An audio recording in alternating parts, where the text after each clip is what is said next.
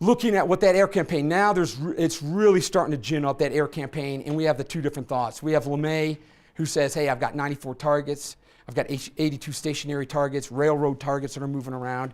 Give me about 16 days, and I can use my big bombers to go north and destroy this. So this is some of the advice that's coming out. Those targets have been through Defense Intelligence Agency and the CIA. These have been confirmed targets that, yeah, this could have some effect to make North Vietnam maybe react to what we're doing.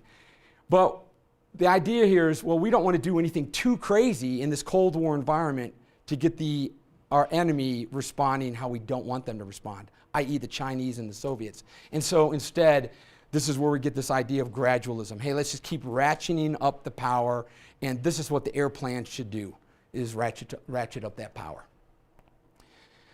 So, before we get into Rolling Thunder, I just want to remind us about the air wars. Last time we discussed the difficulty in the chain of command and the command and control structure of all the different air wars that we saw going on.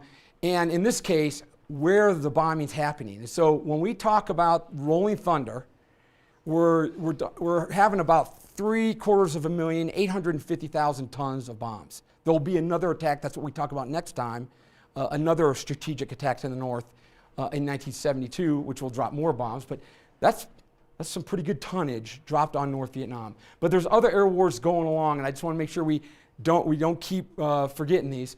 Certainly during the same period, we're going to have bombing in Laos, specifically in that Ho Chi Minh Trail region.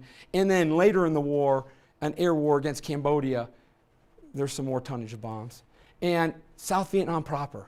I mean, our ally, the one we're supposedly supposed to sustain, that's where most of our air power is really going. And that is also, think about it, big B-52s loaded, doing arc-like missions, doing close air support type missions down in the south.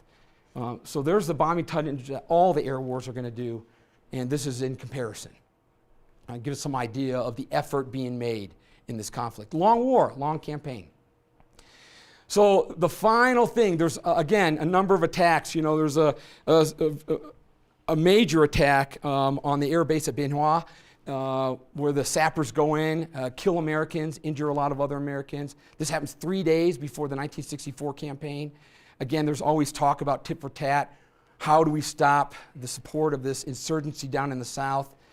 And then in February '65, there's attacks on bases around Pleiku, pretty much in the middle of South Vietnam. And this attack of 7 February is kind of the last straw for the Johnson administration. The idea that we're not going to do tit for tat. We've got to start to initiate something specific. If you saw in my outline, there is from this a tit for tat.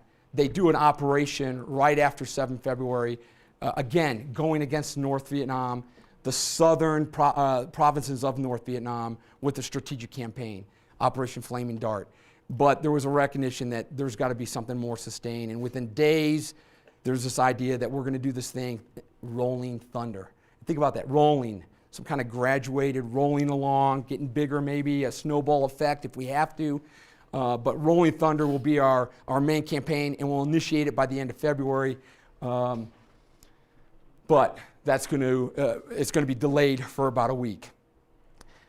So as we get into this Operation Rolling Thunder, I just want to make sure we look at the inventory. We'll talk about this some more, but the inventory that's used, what the aircraft look like, the 100 series, right? We have the F-100 up there in the upper left, the F-105 being dragged along with refueling capabilities. We'll see why the refueler becomes so significant to this operation. The F-4 is definitely involved in this, not only as an air superiority fighter, but as a bomb dropper too, air-ground, dropping almost as much as the F-105, but definitely I gave you 2 pictures of F-105, because F-105, the Thunder Chief, this is the main airframe I think about with this aircraft. And most importantly, right there in the middle, something that we haven't discussed significantly is the role of reconnaissance.